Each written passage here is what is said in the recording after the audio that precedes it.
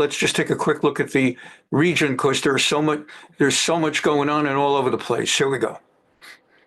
First, it's always just, if it weren't so tragic, it's almost laughable how little, you know the story, how little Israel is geographically, though it's the center of God's universe.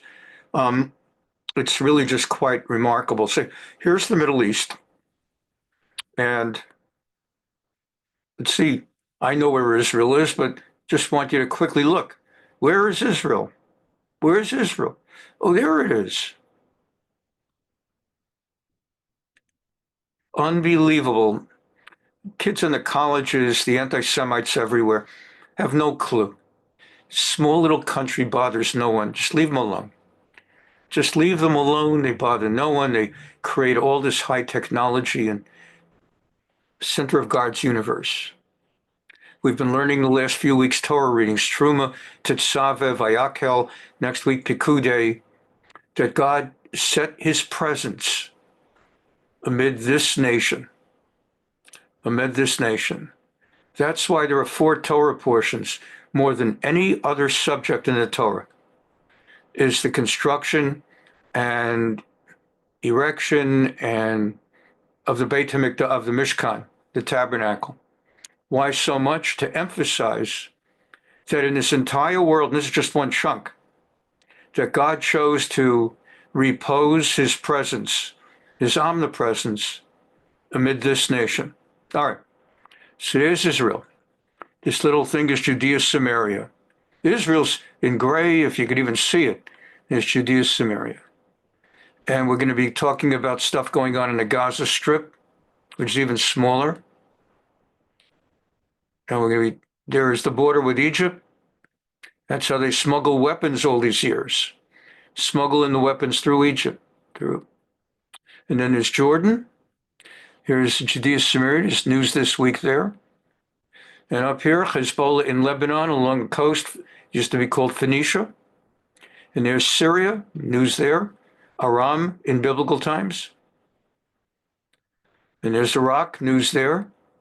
Another of Israel's fronts. And then all the way down in the bottom is Yemen. All the way. There's Yemen. So international, Europeans and others try to do shipping through the Red Sea. That's what these Houthis are disrupting, the Red Sea. And then there's your Abraham Accord countries, United Arab Emirates, Abu Dhabi. And then there's Kuwait, and there's Qatar that sends all that money over to Gaza. And then there's Iran, looming in the size of Iran, the size of Israel, the size of Turkey, size of Israel, size of Saudi Arabia, and they have to deal with Yemen. So we got the picture. One more time faster. Israel, Gaza, Judea, Samaria, Syria, Iraq, Lebanon. Okay, here we go.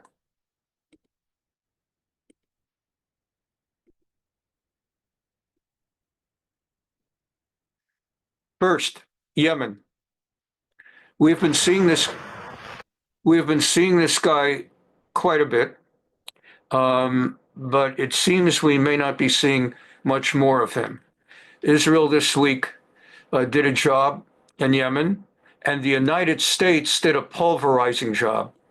There is even talk that President Trump has told Netanyahu, has urged Netanyahu not to retaliate in the near term anymore against Yemen and to let America do the job.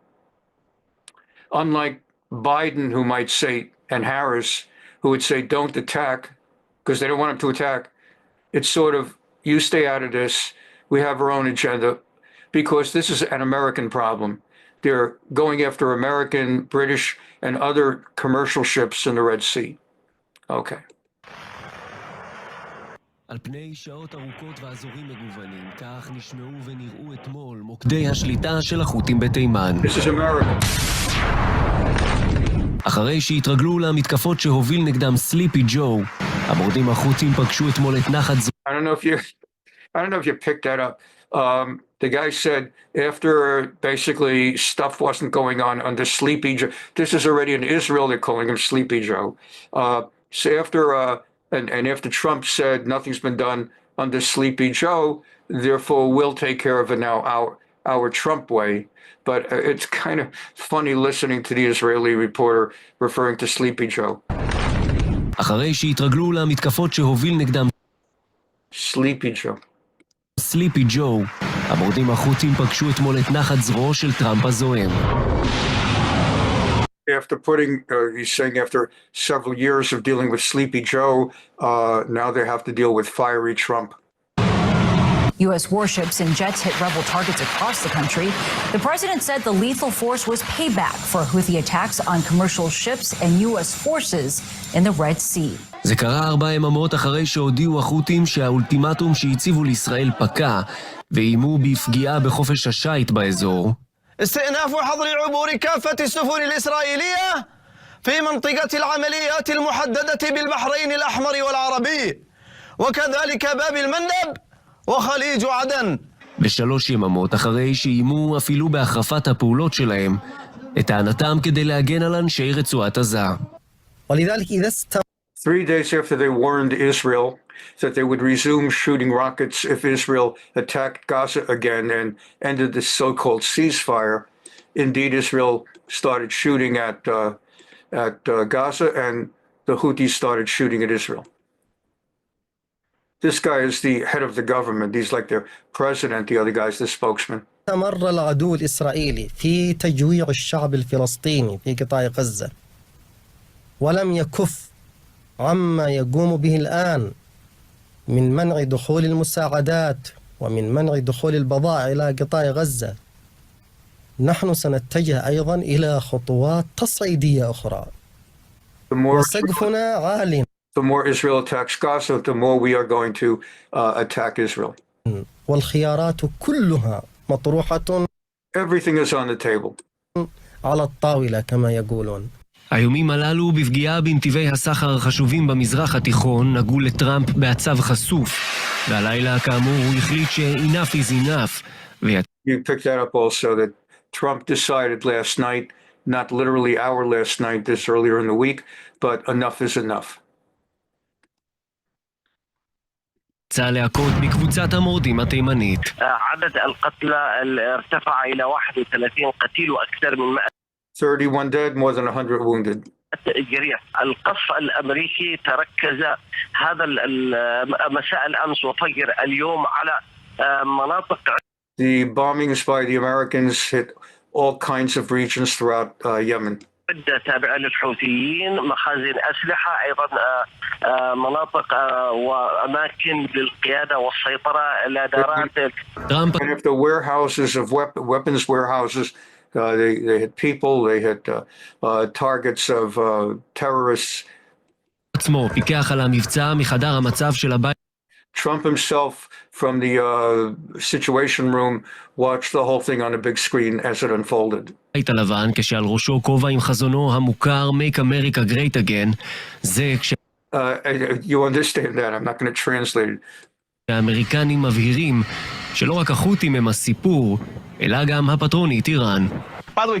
The Americans have made clear that as far as they're concerned, their focus here is not merely on the Houthis, but they're laying this all on Iran, and it's coming.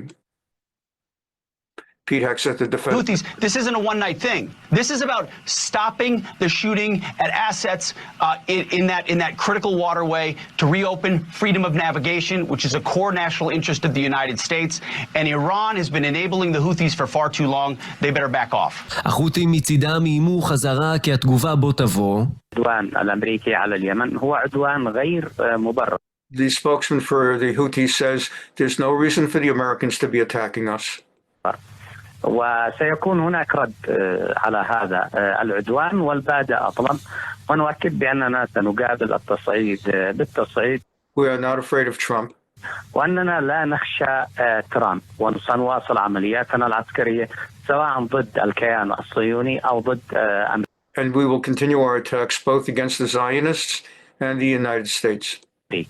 התקשורת האמריקנית דיווחה היום כי הפעולה הצבאית שעליה הורה טראמפ צפויה להימשך עוד כמה ימים ואף להתעצם. The American media reported that Trump intends to increase the offensive against the Houthis. ששולח מסר לזרוע התימנית של איראן באזור ולא רק. מסר שכותרתו, מה שהיה הוא לא מה שיהיה. Under Trump, what was will not continue to be. בוס חדש לא רק בוושינגטון, אלא גם במזרח התיכון. Now we go to Iraq. Iraq, there was a major killing of the leader, a leader of ISIS in Iraq. It's a busy week. It always is. يوم أمس الساعة 1830 عن 6:30 وبعملية Iraq, who really are at war with Israel also they're against ISIS. They're at war with ISIS. You have two main religious denominations, Shiite and Sunni. They hate each other and they kill each other. Like even on Ramadan, they blow up each other's mosques. Shiite and Sunni. Then within them, there's a small group, Alawite, and that was Assad ruling Syria till recently. The Alawites were lined up with the Shiites. Iran is Shiite. Hezbollah is Shiite. So the Alawites were allowing Hezbollah to operate in Syria, Shiite, and they were receiving weapons and support from Iran, Shiite. So they're all Shiites. Now with Assad having been taken down by the other side, who are basically ISIS, they're not Sunni, they're ISIS. So in coming against Assad, they also by definition are against Iran and Hezbollah.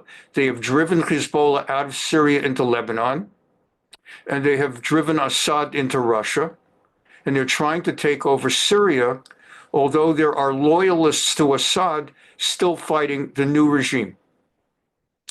And where Iraq fits into all this is they have their own issue with ISIS. The Russians were based in Syria as supporters of Iran and Assad, the Alawite. Now that Iran has been thrown out and Assad is kicked out, the Russians no longer feel safe in Syria, where they have all their Middle East weapons and personnel. So the Russians have moved their entire base of operations out of Syria to Libya. Between Israel and Iran now, they no longer have to fly over Russian anti-aircraft and Assad Alawite anti-aircraft, but they have an almost clear path, unobstructed. And the new guy, who's also going to be anti-Israel, is too busy right now trying to consolidate his regime. Amid all of that, they took out the head of ISIS in Iraq and Syria. عملية نوعية بإسناد فني وجوي ومعلومات استخباري من التحالف. And that just give you a feel of it. The Iraqis are now, they're happy. They're happy they took out ISIS. It's all Arabic, so try it. הנה הצצה נדירה לקרב בין צה"ל לחיזבאללה. And here is the Israeli report on this.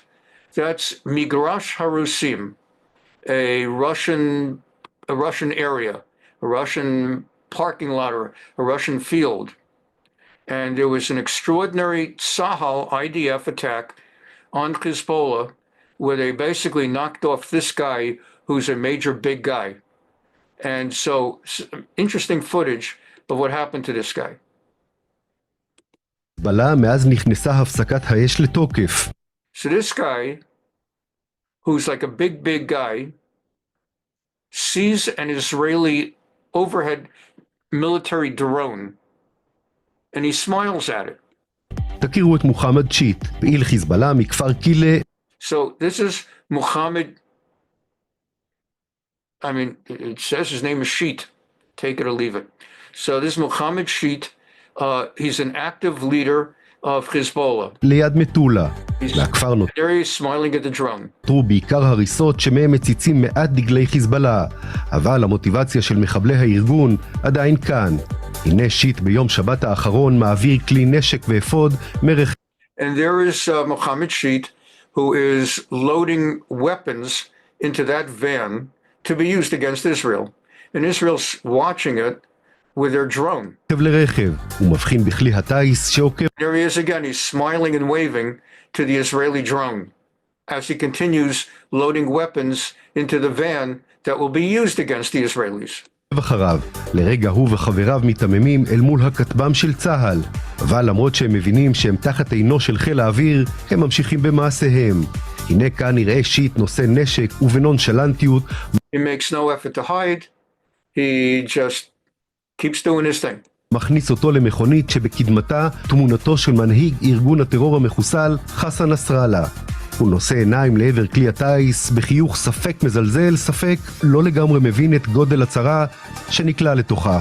דקות אחר כך הוא פוקד את קברי חבריו המחבלים, בלי לדעת שבתוך זמן קצר יצטרף עליהם.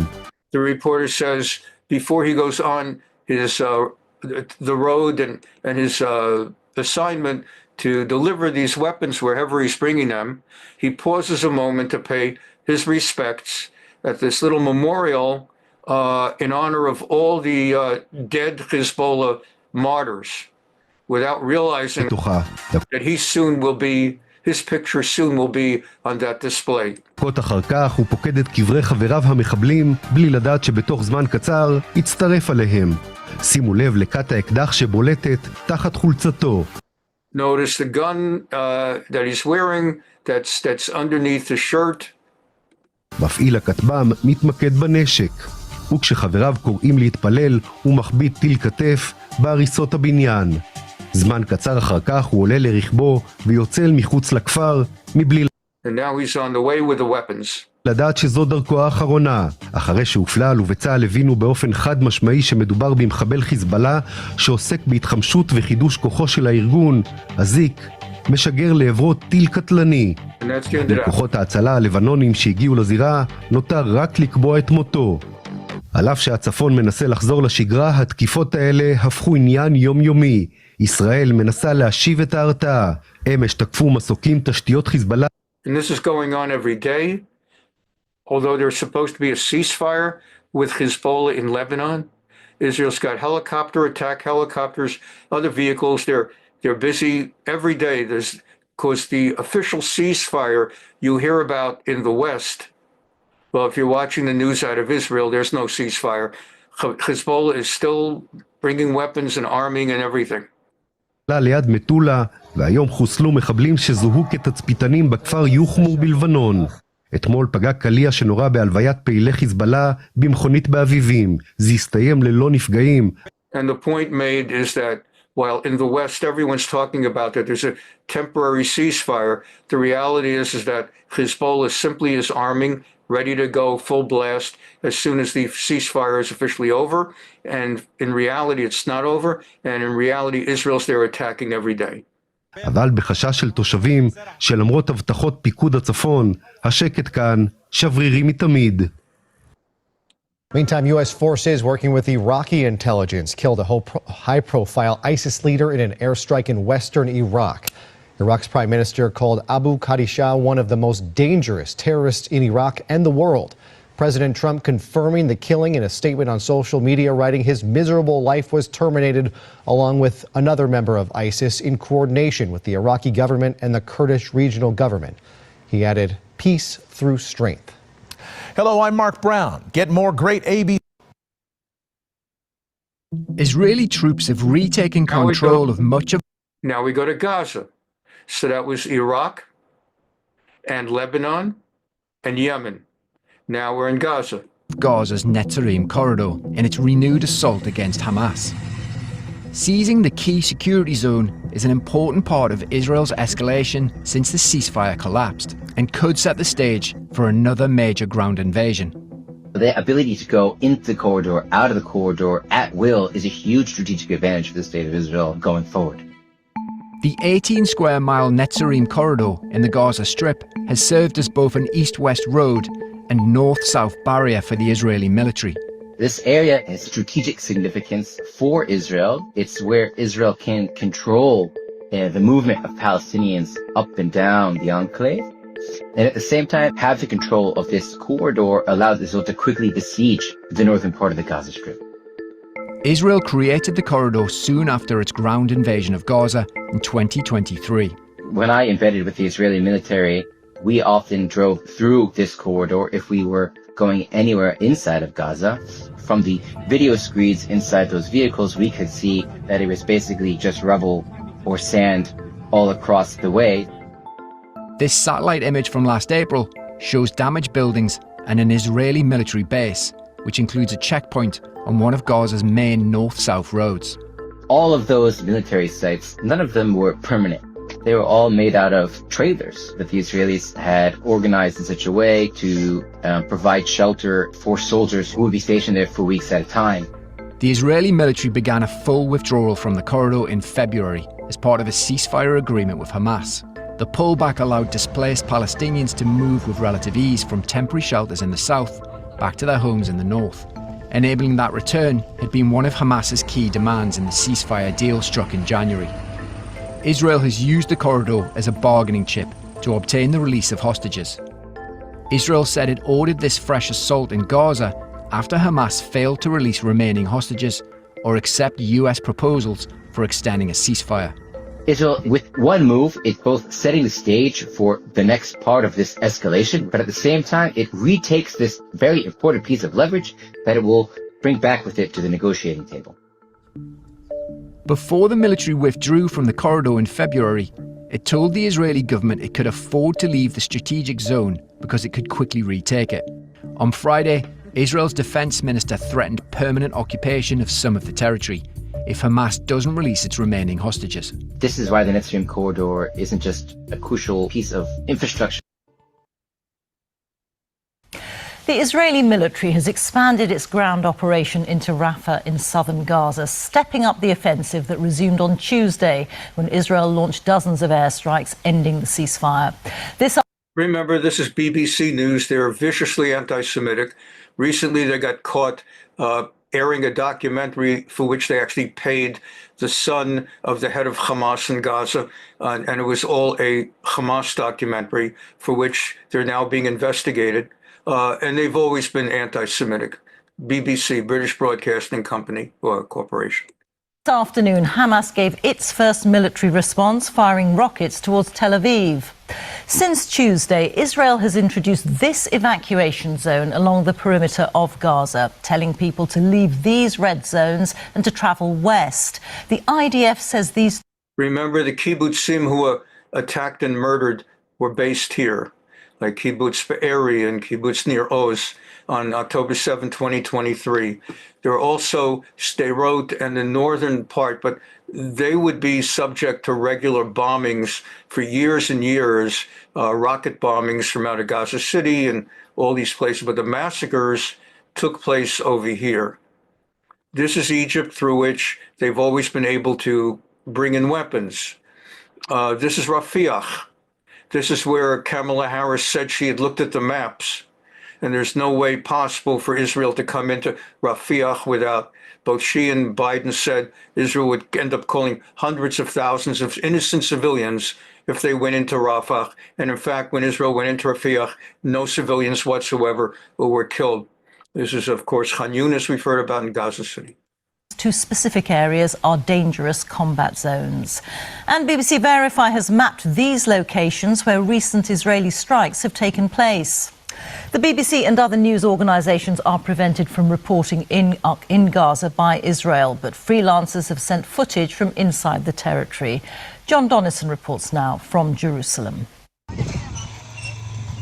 Homeless and helpless, Palestinians are being uprooted again. Israel has issued fresh evacuation orders as it expands its offensive, telling people to move to so-called safe areas, or even... You notice the editing, the editorializing, even in a so-called news story, portraying it as news rather than opinion, him referring to so-called safe areas. It's not reporting news, that's opinion. In the film, there's no context. Why is Israel attacking again? And what gives anyone the right to take hostages? That's the question no one ever asks in this one. What gives any group or country the right to kidnap? That's before you even talk about the war. No one talks about it. To leave Gaza. How or where to? Nobody knows. Also, we were told that it's like Somalia. We were told that there's massive famine. Where's the famine? We have seen on some of our Sundays what's going on in some parts of Africa, where they're eating leaves. They cook leaves from trees in water, and they eat them together with the whatever bugs are on them for protein. Where's the starvation? Meanwhile, every day, they're burying their children. Qassam is carrying his son, Omar. He was just 2 years old. He says he went out to buy his boy some sweets. He came back to find he'd been killed in an... First of all, where did the sweets come from if there's a famine? Second of all, tragedy for the kid to die, absolutely. But boy's 2 years old, and we want to create... Well, what about the red-headed Bebus boy who's 9 months old, and the other one 4 months? Who started this? An Israeli strike. Who won't let it end? Forget about, it's not like revenge, you started it, so this will go on forever. Everybody's ready for it to end. Just give back the hostages. Qassam's wife, Safar, takes one last look. They bombed a place near us where he was playing on a hill with other kids. They all survived, but Omar was hit with a shrapnel. He was Safar's only child after 7 years of trying for a baby. He's one of almost 600 people to be killed this week, according to the health ministry in Gaza. And in a cemetery with tombstones. The health ministry of Gaza is run by Hamas. But the notion that all the people of the United Kingdom watching their BBC News are fed with this without context. Made of rubble and breeze blocks from... Can you imagine if we had done that in America during World War II? Doing story after story without context about the bombings in Dresden? Or how about Hiroshima, Nagasaki? There's no context here. Destroyed homes. Omar is laid to rest in a shallow grave. The flicker of hope the brief ceasefire offered is now gone. Schools are once again closed. Why is it gone? They haven't given up the hostages. They have been arming and recruiting for Hamas, and we've watched, even when they did give up hostages, how they continued threatening more war. So children are having to teach themselves. Her friends in front of her, 13-year-old Judy, leads the class. Schools in Gaza have now been shut for almost 16 of the last 18 months. I feel fear and sadness because there will be bloodshed again. There won't be security and safety anymore. When we had the ceasefire, we felt a bit safe. I could go to school and we were happy. For Gazan families, the daily struggle to survive goes on. Israel says they face complete destruction if Hamas isn't eliminated and the hostages returned. And we can speak to John, who's in Jerusalem for us tonight. John, Hamas have not reacted militarily to Israel ending the ceasefire. To come.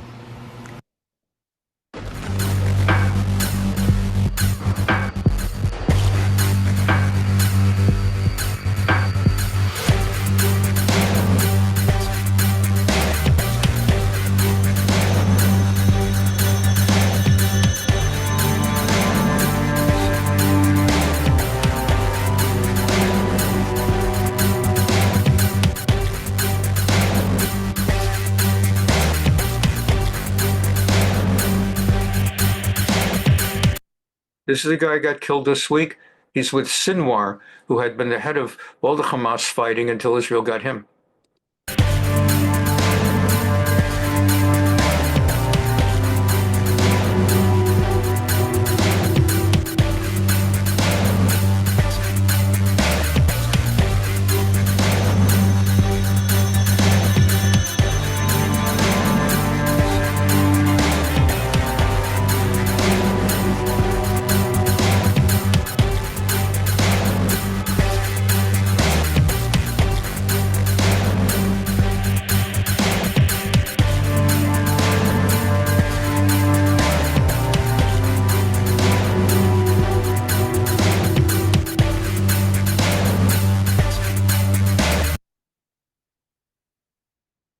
All right, John, we've got this Fox News alert, a Mideast ceasefire breaking down as Israel opens fire on Hamas targets in the Gaza Strip, announcing it took out several Hamas terrorists, including the head of the Hamas government. Let's get right to Trey Yingst, our chief foreign correspondent. He's live from Tel Aviv for us at this hour.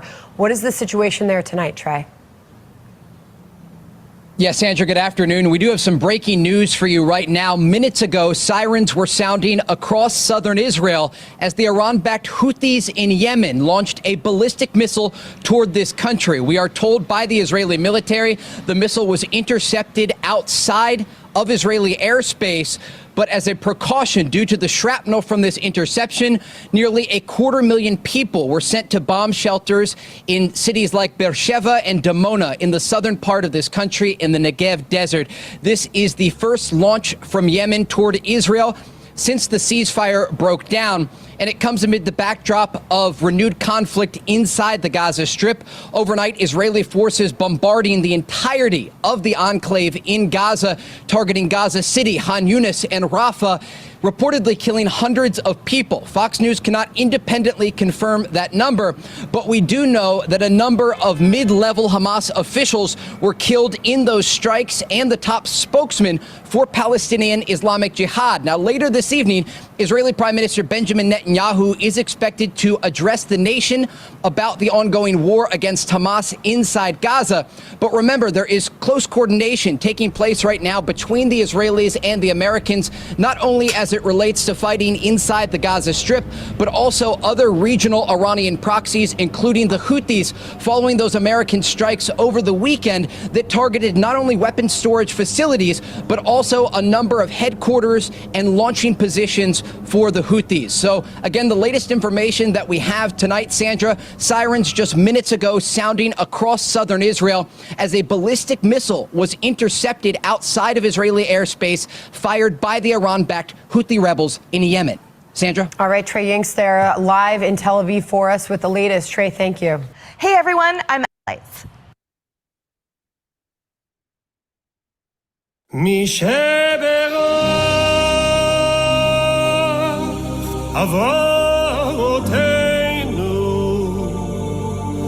Avraham, Yitzchak, Yaakov,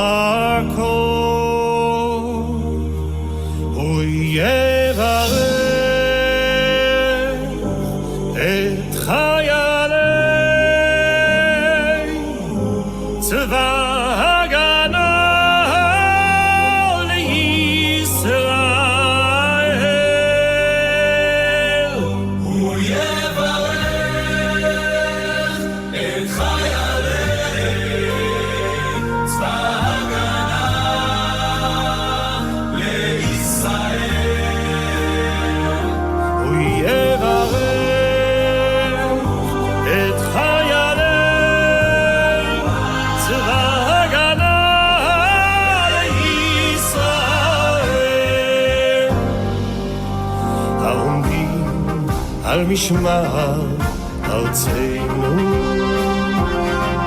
והרי אלוהינו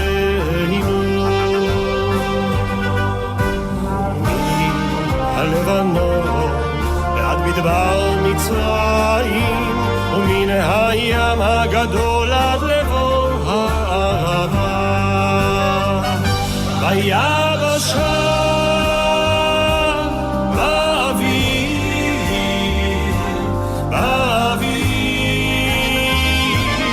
ובאגם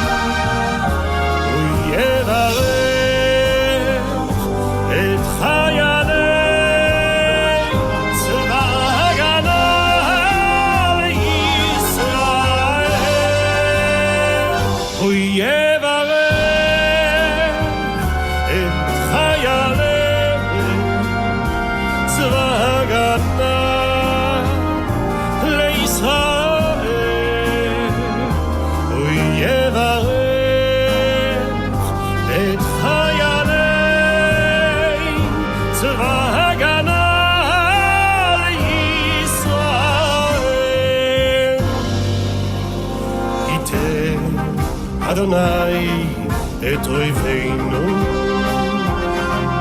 הקמים עלינו ניגפים לפניהם. הקדוש ברוך הוא ישמור ויציל את חיילינו מכל צרה וצוקה ומכל נגע ומחלה, וישלח ברכה והצלחה בכל מעשה ידיהם. ידבר שונאינו תחתיהם ויעטרם בכתר ישועה ובעטרת ניצחון, ויקוים בהם הכתוב כי אדוני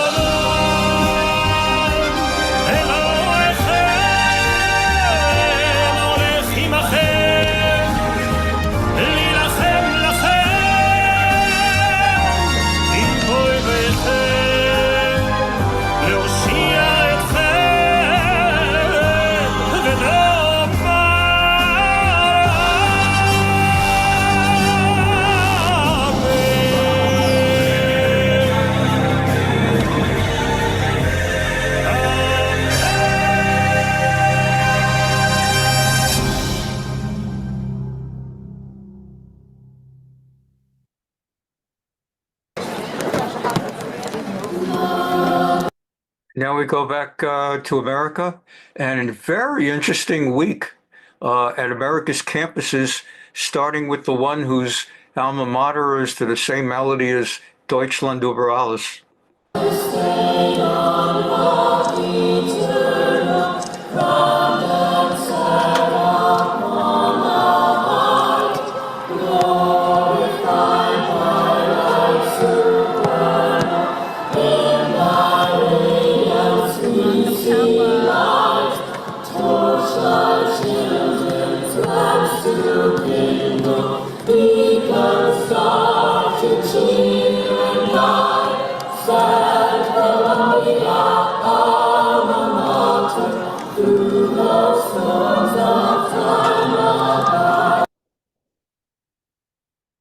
First, though, breaking news at 5. Columbia University yields to President Trump in a battle over federal funding. Let's go right to Columbia, where we find our Jessica Formoso with the latest. Jess? Natasha and Steve, this is breaking news as we just received it. Columbia University, like you said, is agreeing to the demands that the federal government has asked for them to do. Now, these are 9 demands, and that includes things like banning face masks. Face masks, that is. They have agreed to do so. The university agreeing, which means $400 million in federal funding that was cut to Columbia University will be restored. Columbia University had until... Not necessarily restored, incorrect. Columbia was given by Trump a list of 9 requirements after which, if they would comply, that would open negotiations with the federal government about whether or how much of the $400 million they would get back. They've got $400 million in that it's being withheld, and there would not even be talks about giving it back until Columbia agreed to implement 9 things. And from that, there will be more requirements, but that was to start negotiations. One of them is that students, others no longer may wear face masks. For those who claim that it's a religious requirement or a health issue, they must wear identification alongside so they can be photographed, and if arrested, they can be easily identified for later purposes. They also had to they've hired 36 people for a specific purpose of arresting, not just breaking up riots or rallies, but arresting. 36 people have been given the power to arrest. That's unprecedented. I went to Columbia for 4 years, and there were a lot of riots in my day too. They never would arrest. Now they're going to arrest. And number 3 among the 9 things is that they're going to have their Middle East Studies Department under academic receivership, which means an outside person is being hired who's going to do an oversight of the Middle East Studies Department. the end of the day today to say whether or not they would agree with the Trump administration's demands. As you recall, Columbia University received that letter from the federal government at the beginning of the month. From it, it was clear changes needed to be made when it comes to anti-Semitism on campus. The funding cuts come after last spring's pro-Palestinian protest on campus. Now, Columbia University is expected to implement a mask ban. Also, the university has hired 36 special officers who will have the ability to remove individuals from campus and or arrest them when appropriate. The university is also appointing a senior vice provost this week. He will be focusing on promoting excellence in regional studies. That includes in their Middle East Studies department.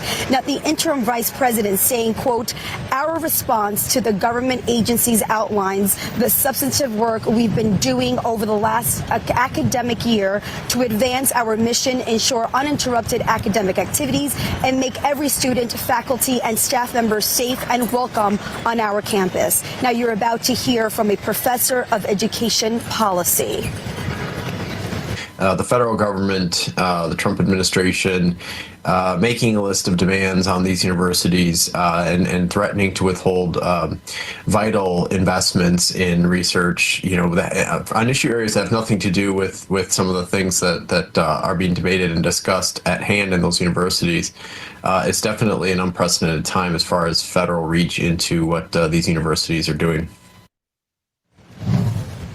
And as you heard there, this is a first. We have not heard from students. Of course, we'll stay out here and try to speak to some students as to how they feel about the university saying yes to those 9 demands that the federal government had said they needed to do in order to get that $400 million in federal funding. That's the latest I have from outside of Columbia University. I'm Jessica Formoso, Fox.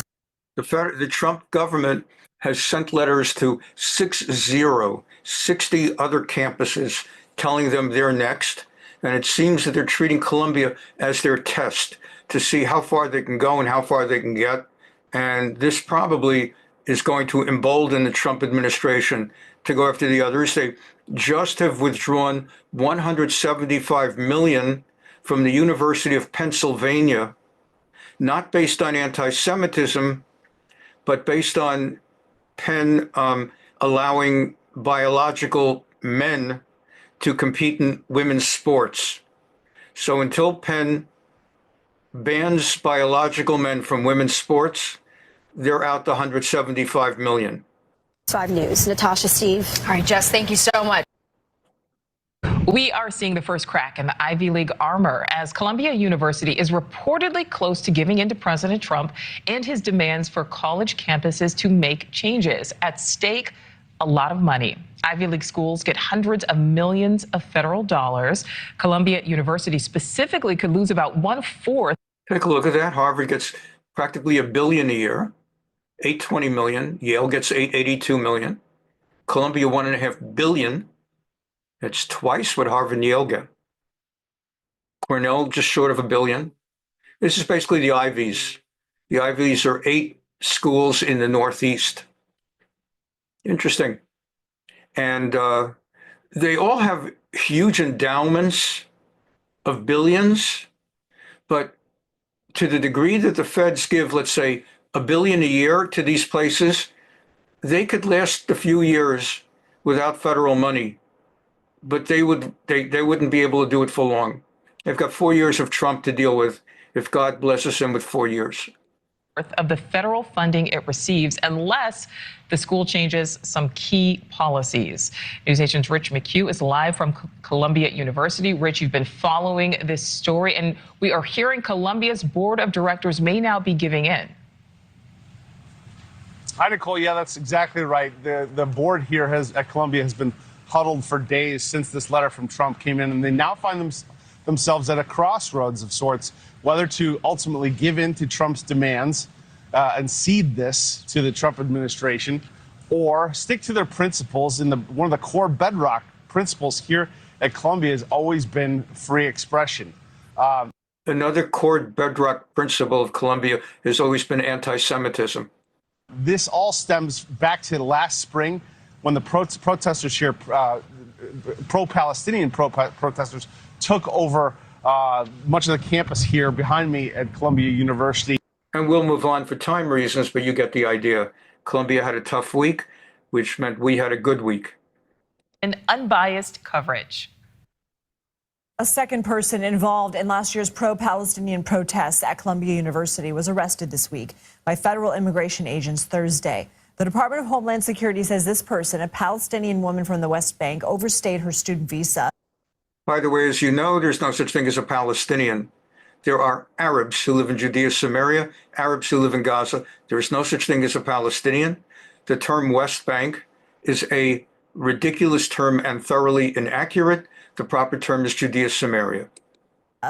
It's not clear where she was a student. Columbia University says it has no record of her being a student there. This comes amid protests at the university and throughout the country over the arrest of Mahmoud Khalil, the Columbia graduate who helped lead some of last year's protests. Khalil is a legal resident with a green card. He's currently being held in a Louisiana ICE detention facility and has not been charged. CBS News correspondent Lilia Luciano has been following the story, joins us now from Columbia. Lilia, what else do we know about the second arrest and another student self-deported, right? That's right, Lindsay. We have learned that DHS, through DHS Secretary Kristi Noem, that not only is one other student or one woman arrested who had an expired student visa, which according to her according to DHS, had expired in January of 2020. If you're in the United States with a student visa, forget about Israel, forget about Middle East politics. If your student visa expired, you got to leave the country. You have no right to be here, even if an Obama judge says otherwise. If you have an expired student visa, you're out. And that's why the third and fourth ones apparently self-deported, meaning they decide, instead of waiting to get arrested, they just decide to get out of America. 22. The question is whether or not she was a student. Columbia University has said she was not a student at Columbia. But what we know is that this person has been detained, and apparently she had been arrested before because of her protest activity. There's another woman who, as you said, was self-deported and who we are seeing in a video that was shared earlier today by Secretary Noem. She was seen in LaGuardia Airport, and according to Noem, she used a Customs and Border Protection app used and has been promoted actually by DHS for people to self-deport. And this was an urban planning student from India, a doctoral student that the government is saying her protest activities were in support of Hamas. This student as well is somebody who it looks like the government was flagging for her protest activity. The difference between these students, significant difference, and Khalil is that he is a green card holder, a legal permanent resident of the United States. He had never been arrested. He was not arrested in the protest. This is according to his attorneys. And so there's a significant difference. But the university has been, throughout the day today, people have been protesting. It's been a very active scene throughout the afternoon. We did not see any arrests earlier during the protest, and that is because of the presence of course, people demanding that Khalil be released, demanding that other students are not targeted by ICE, but for the birth of his first child. And we'll move on because of time. Lilia Luciano, thank you. A Columbia University student says she has voluntarily left the United States after her visa was suddenly revoked earlier this month. She spoke exclusively with CBS News correspondent Lilia Luciano to tell her story. The events in the last 2 weeks have sort of spiraled out of control. 37-year-old Ranjani Srinivasan is originally from India. She's been in the U.S. legally as a PhD student of urban planning at Columbia University. But in early March, she was suddenly notified that her student visa was being revoked. I was talking to the advisor from the international students office on Zoom. She was reassuring me that I'm fine. And while that was happening, ICE was knocking on my door. Without a visa, her enrollment at Columbia was terminated. And fearing she'd be detained indefinitely, she fled to Canada. The issue seems to stem from last year's pro-Palestinian protest on Columbia's campus. On April 30th, students occupied a building. That night, NYPD officers arrested hundreds on and off various university campuses, including Srinivasan. But she says she was not involved at all. You were not inside Hamilton Hall? No, I was at a department picnic with my friends and faculty. You weren't even protesting that day? No, I was on the way back home. We saw barricades and... I mean, it's unbelievable. And then the media, they give, she was fine. She wasn't doing it. She had nothing to do with it. Doesn't know what's going on. And they're just taking a 37-year-old doctoral student in urban planning and forcing her out of the country. Police, I think the police charged at us. She was cited for obstructing the sidewalk and failure to disperse. Those charges were dismissed. But according to DHS sources, she did not include those citations in her visa renewal application.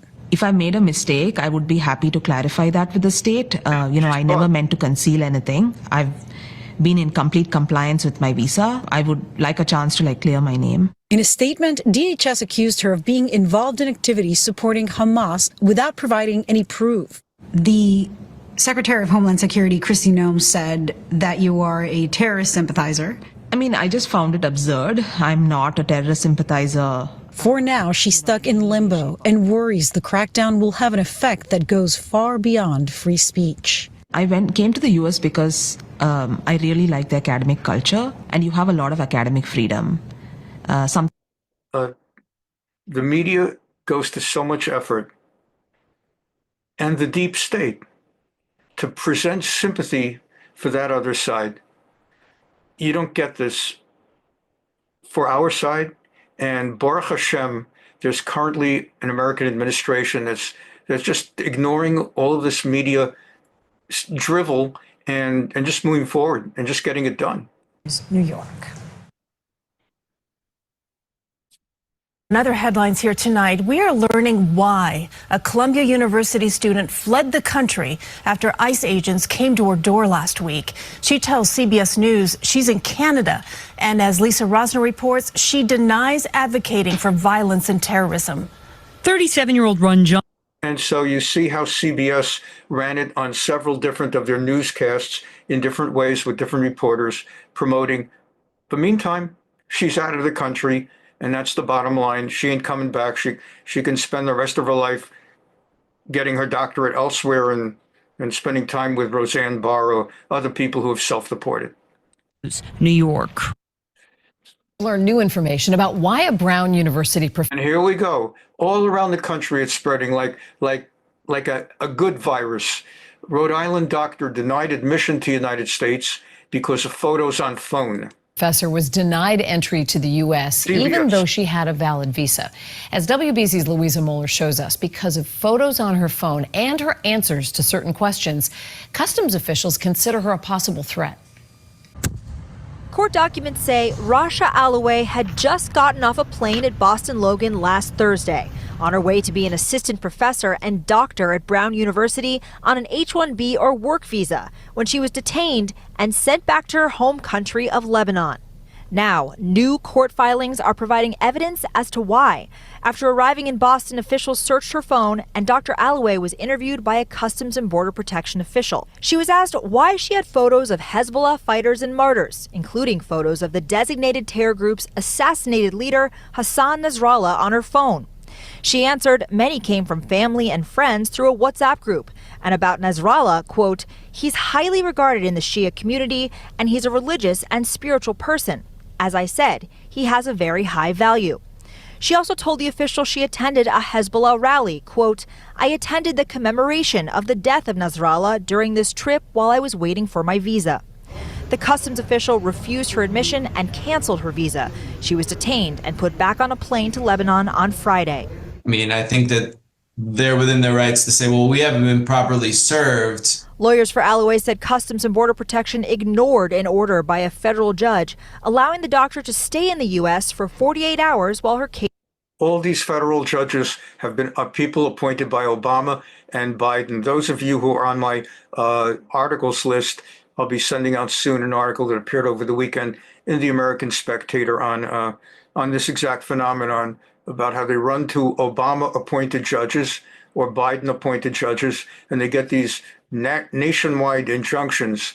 So when they tell you that a federal judge said she should not be thrown out, they leave out it was a federal judge, an activist appointed by Obama. Case was reviewed. CBP argues their attorneys didn't get the order until after Alloway was in the air. And as for her interview, immigration attorney Stephen Roth says Customs and Border Protection can search anyone's phone for national security reasons inside an airport and reserves the right to refuse admission to immigrants even if their visa has been approved by the State Department. But CBP has statutory, regulatory, and legal precedent on their side that allows them to search anyone's phone coming into the United States. A spokesperson for the Department of Homeland Security said a visa is a privilege and not a right, and, quote, glorifying and supporting terrorists who kill Americans is grounds for visa issuance to be denied. Dr. Alloway's case in federal court has been continued to later in the month. At Logan Airport, Louisa Moeller, WBZ News. Off our doctors now! Tonight, hundreds of protesters gathering on the steps. Now Brown University. Brown is located in Providence, Rhode Island. Brown University doctor, deported from Boston Logan, supported Hezbollah. Steps of the State House in Providence in support of Dr. Rasha Alawi and against her removal from the country. This was a racist political attack on her culture, nationality, and religion. Shame! The Brown University professor was detained by federal agents when arriving at Logan Airport Thursday after visiting her family in Lebanon. Customs and Border Protection questioned Alawi, who admitted she attended the funeral of Hassan Nasrallah, a Hezbollah leader the U.S. calls a brutal terrorist. Agents also found photos of Nasrallah on her phone. Tonight, the White House posting this photo on social media, accompanied with a statement from Homeland Security saying, quote, glorifying and supporting terrorists who kill Americans is grounds for visa issuance to be denied. This is common sense security. Our client's in Lebanon, and we're not going to stop fighting. We're going to try to get her back in the U.S. to see her patients where she should be treating her patients. Alawi is a kidney specialist at Brown Medicine. The director of the organ transplant division at Brown attended the rally tonight. Rasha is the sweetest person. We have never had an issue with her in any way. She's an outstanding physician, outstanding person. She's a pleasure to work with, and we were horrified by this entire event. I mean, of course you're thinking that. You're thinking, right, here's the site, need a kidney, call Alawa. I mean, these people support the mass murder of Jews, and she's sweet. Mass murder of Jews, Nasrallah, spiritual leader, and she's a sweet person. Wouldn't hurt a fly, would only support Nasrallah while he tries to wipe out, while 60,000 Jews in northern Israel couldn't live in their homes for a year, and he's busy wiping out people. Well, that's how it goes. Thank God for this previous election. Elections have consequences, thank God. Now, a federal judge in Boston ordered immigration officials not to move Alawi from outside of the state without giving 48 hours notice. Now, immigration officials say they did not receive that in time. Okay, we'll move on for time. Georgetown. Right about 10:30 in New York on a Thursday morning, crackdown against hate continues. Federal immigration agents arresting a researcher at Georgetown University, accusing him of having close connections to the Iranian-backed terror group Hamas. Where this case goes, we wait to see. Mark Meredith has got it there live in Washington, D.C. Good morning, Mark. Bill, good morning to you. This story breaking overnight. The Trump administration accusing a Georgetown University researcher of spreading propaganda with Hamas and having ties to a suspected terrorist. The university tells Fox he doesn't know about any illegal activity, and lawyers for the man say he's being unfairly punished. Badar Khan Suri is an Indian national and a postdoctoral fellow at Georgetown School of Service. He is in the United States on a student visa. Reports say he was arrested Monday in Roslyn, Virginia. We checked overnight. It shows him now being held at an ICE detention facility in Louisiana. A spokesperson for the Department of Homeland Security says Syria has close connections to a known or suspected terrorist who's a senior advisor to Hamas. Secretary Rubio issued a determination this month that his activities and presence in the U.S. rendered him deportable. Now, the university says Suri is studying peace building in Iraq and Afghanistan and that it's closely watching what's happening. They sent us a statement overnight saying we support our community members' rights to free and open inquiry, deliberation, and debate, even if the underlying ideas may be difficult, controversial, or objectionable. We expect the legal system to adjudicate this case fairly. Federal officials are ramping up arrest and detention of some foreign students in the U.S. who the government argues are violating their terms of their student visas. Suri's arrest is notable because we've seen that crackdown at other universities, Columbia getting a lot of attention, Bill, and that student also still in federal custody, also in Louisiana. All right, Mark, Bill. let us know how it goes. Thank you, sir. Mark Meredith in Washington. I think for the first time. And now we go to Ithaca, New York, Cornell University, where this guy, Momadou Tal, was a major troublemaker who helped spur on riots at Cornell about half a year ago, and justice is catching up with him, and he's now in custody, I believe. I actually don't have a lot to say. I don't have a lot to say for the first time. And Sharif said to me, it's not like you to refuse. He's an alien from Gambia. The megaphone, so but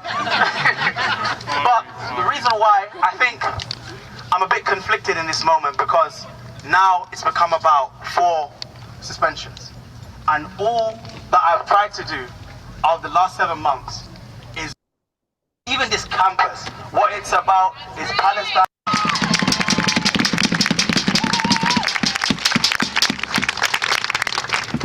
So whilst I'm love all the support and solidarity from faculty, from my comrades, from my peers, please do not let this become about any one of us. This is about a genocide, because what I've often seen on this campus yesterday, and you can see it on the Cornell Daily Sun YouTube, we're talking about divestment, we're talking about a ceasefire, we're talking about cops off campus, whilst the other students are saying, why are you not doing anything? Called National Guard on us. That is the difference. We are a movement of peace, love, solidarity, and that is a movement of hatred and colonialism and violence, and that's what we reject.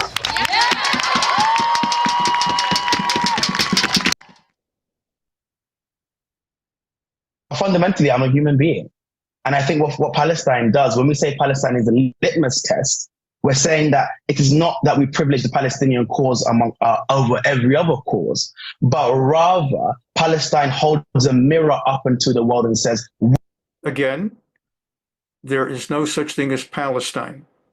Just as Siam, in the play, the movie, the musical, The King and I, Siam later was renamed Thailand.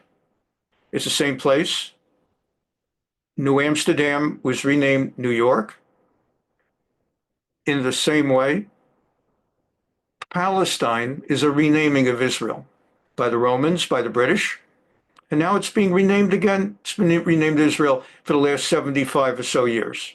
That's it. There's no such thing as Palestine, and there's no such thing as Palestinians. They're Arabs. There's like Kuwaitis and Jordanians, and there's no such thing as Palestinians. That's Judea, Samaria, and Gaza. What kind of world do we want to live in? Do you want to live in a world in which every single international multilateral institution is rubbish? Do you want to live in a world where the ICC and the ICJ are rendered defunct and the UN rendered defunct, and there's no such thing as an international cooperation of a world, and people are able to do, and leaders are able to act in any way they see fit and kill women and children and men and boys and enact genocide?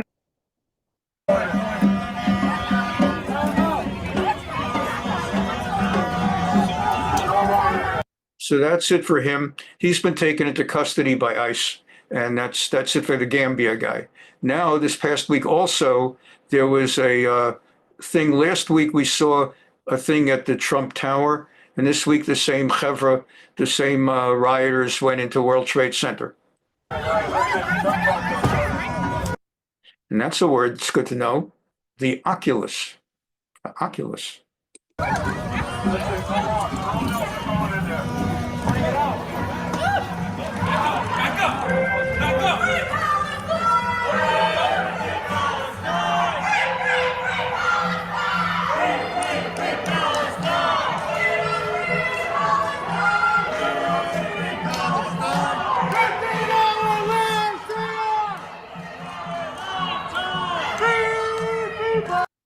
all the world, so many dictatorships and evil tyrannies where people are persecuted, from Uyghurs in China, what's going on in Russia, what goes on throughout the world, parts of Africa, and of all the places in the world and all the evil in the world, how all these characters particularly and uniquely target Israel.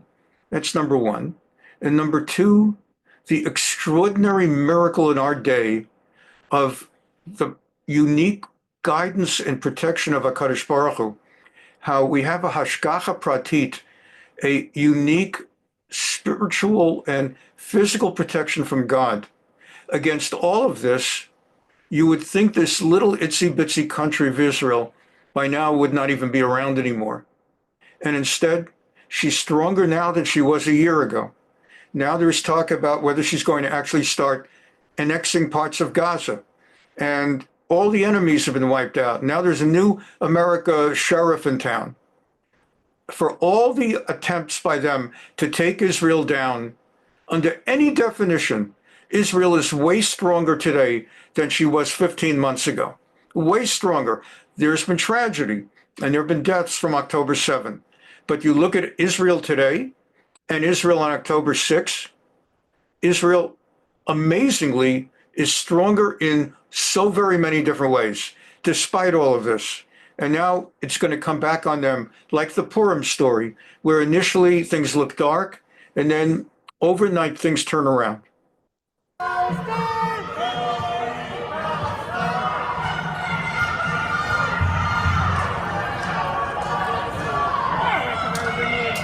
All right, as you may have inferred from this video, they haven't exactly accomplished anything, but they got themselves some news, so we share what's going on. And in a moment, we're going to get to the next. Here, let's see if we're ready for it. Yeah, Glenn and Lou, the situation appears to. Now we go to Gal Gadot. Let's just move that back again. We're going.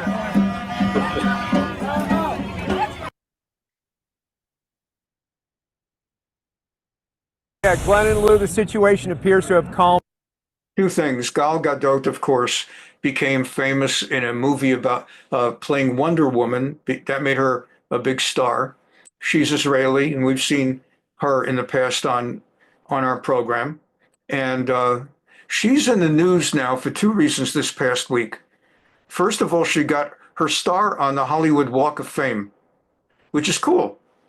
If you've ever been out here, the center is at Hollywood and Vine, and they have several blocks. You've probably, even if you've never been out here, you've probably seen pictures of how they got every square on the sidewalk has another imprinted star with someone from radio or television or the movies or that kind of thing. So she finally got her star, which is a big thing.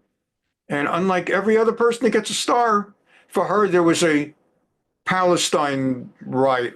It wasn't terrible, and there's no such thing as Palestine, but that kind of garbage came up. And the other bigger thing this week is that this coming week, Disney is going to be rolling out its new movie on Snow White, which has been just a fascinating public relations disaster for Disney, which they deserve. Disney started, look, you want to make money. That's why they're in business. They're not in business to do mitzvahs. They're in business to make money. So the new way they make money, to have all these wonderful entertainment properties that have been good for practically a century, and then they got the brilliant idea of turning them into Broadway musicals, Beauty and the Beast and Lion King and The Mermaid, and sure. And then they came up with the idea, let's start further milking these properties by putting out new movies of live action so that you actually get to say The Little Mermaid rather than animated or on Broadway with human beings playing the various roles, Beauty and the Beast, etc. So now they're coming out with Snow White. And that's this week's big Disney news. And the idea was this was going to be the biggest of all, because Snow White is actually regarded within the Disney Corporation as the crown jewel of that whole universe of animated kids' movies. And to the degree that they've made money off Little Mermaid or Lion King, Snow White. But as you also know, Disney has gone through a period of being woke. And as part of their wokeness, why is our heroine called Snow White? She's white as snow. But she can't be white because that's not woke. So they got an Hispanic actress to be Snow White. So they got a Hispanic actress who actually has a Jewish name, but she's no Jew. And the witch, remember, mirror, mirror on the wall, who's the fairest of them all? The witch is the Israeli Gal Gadot. So you've got Gal Gadot playing the witch, boo, and the Hispanic playing Snow White. And they were going to make all this money. Rachel Zegler, I think is the name. And then Rachel Zegler went online. Free Palestine.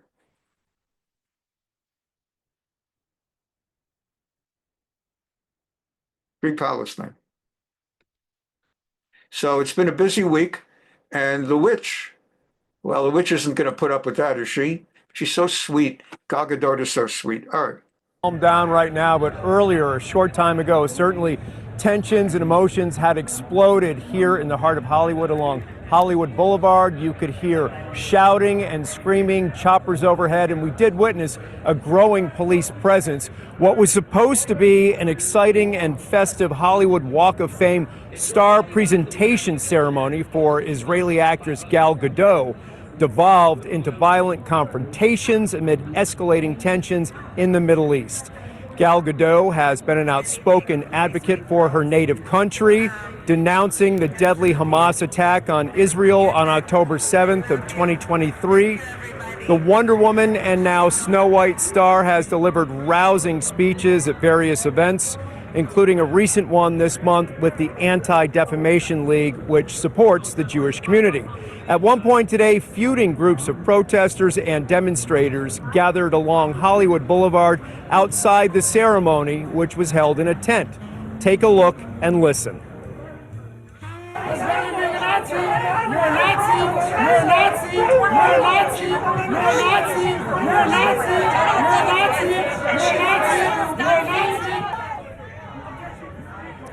These are groups of pro-Palestinian and pro-Israel activists who repeatedly shouted at each other.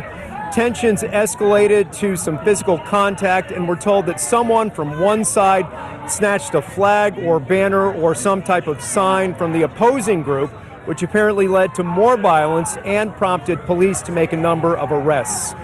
I mean, think of it, people left their homes, to come all the way to Hollywood and Vine or whatever, because they heard that an actress who was Israeli by birth was getting a star.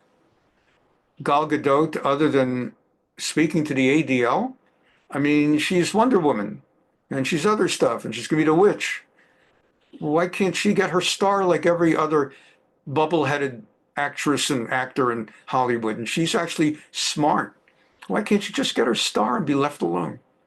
So they've got to come and they've got to do a thing like that.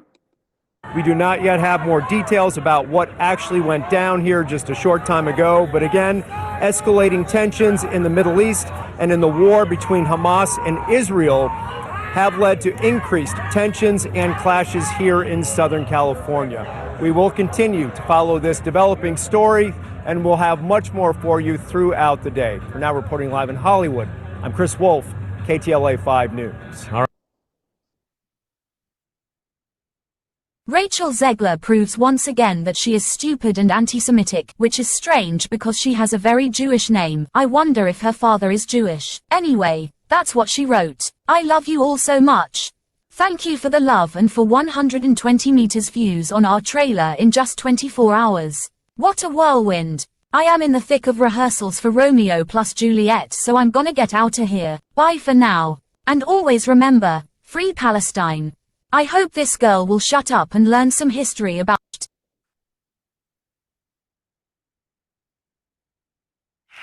I'm gonna say it again. My name is Gal, and I'm Jewish. And that's what I'm doing. No way I need it. It really is me standing in front of you today, saying simply that my name is Gal, and I'm Jewish. And we have had enough of Jew hatred. Isn't it crazy that just saying that, just expressing such a simple fact about who I am, feels like a controversial statement? But sadly, this is where we're at today. My name is Gal. I'm a mother, a wife, a sister, a daughter, an actress. I'm Israeli, and I'm Jewish.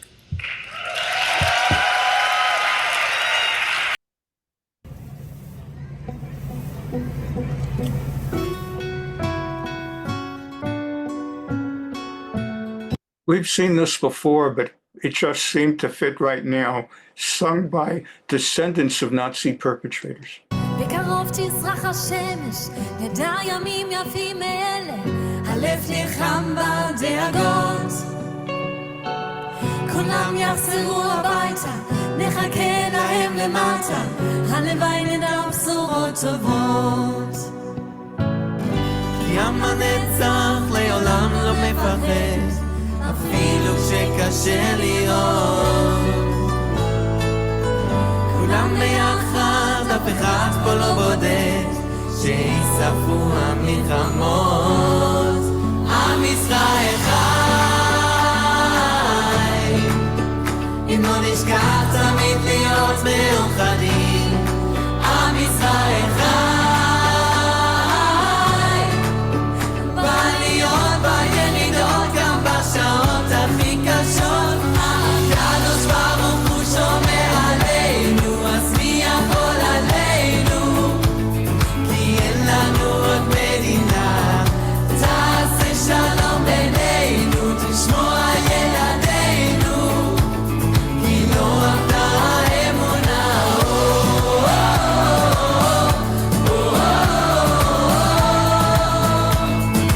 עם ישראל, עם ישראל חי.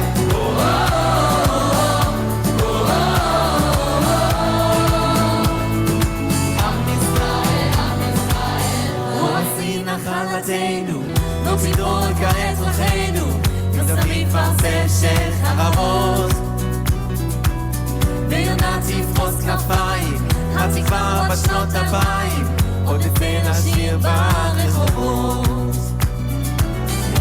גם הנצח לעולם לא מפחד, אפילו כשקשה להיות. כולם ביחד, אף אחד פה לא בודד, שיספו המלחמות. עם ישראל חי,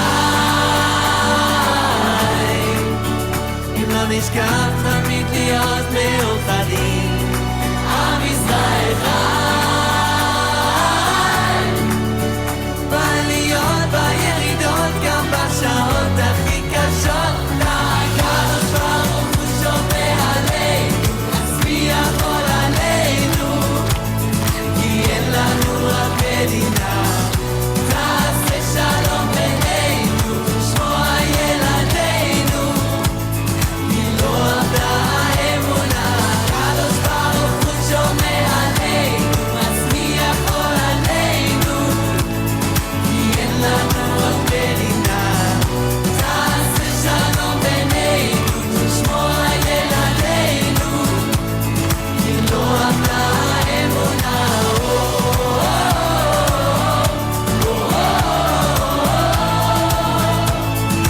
עם ישראל, עם ישראל חי.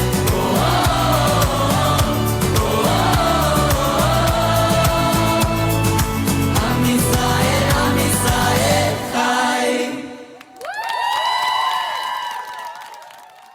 Wir sind alle Teil der Marsch des Lebensbewegung. כולנו חלק של ארגון March of Life. Und wir sind Nachfahren von Nazis, aber wir stehen heute an der Seite Israels. Und wir wollen in dieser schweren Zeit eine Botschaft senden. Der Gott Israels hat sein Volk damals gerettet. Und es ist gut, dass er sein Volk heute wieder retten wird. Chag Sukkot Sameach und Am Yisrael Chai.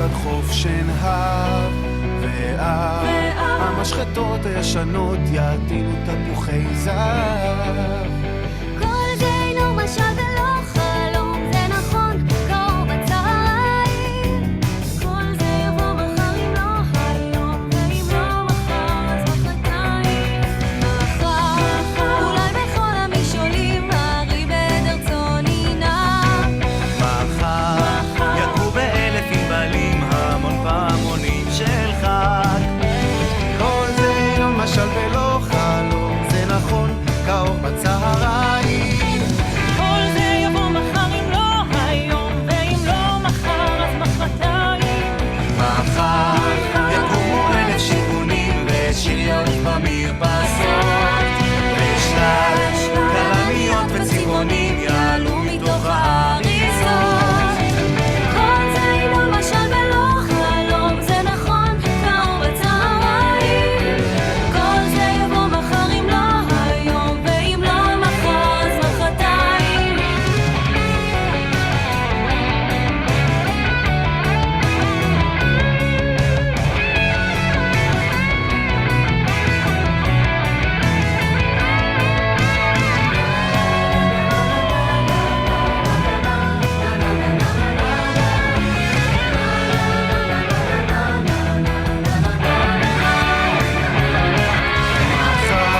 כשהצבא יפשוט מדיו ליבנו יעבור לדור מחר כל איש יבנה בשתי ידיו את מה שהוא חלם היום כל זה אינו משל ולא חלום זה נכון יום בצהריים כל זה יבוא מחר אם לא היום ואם לא מחר ואם עוד לא מחר ואם עוד לא מחר אז מחרתיים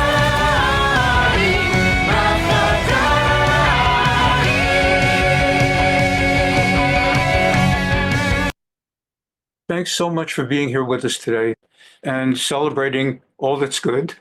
And let's see what next week has to offer at the universities and in so many other ways. Really, thanks for being here. Please subscribe to our channel if you're watching us on YouTube.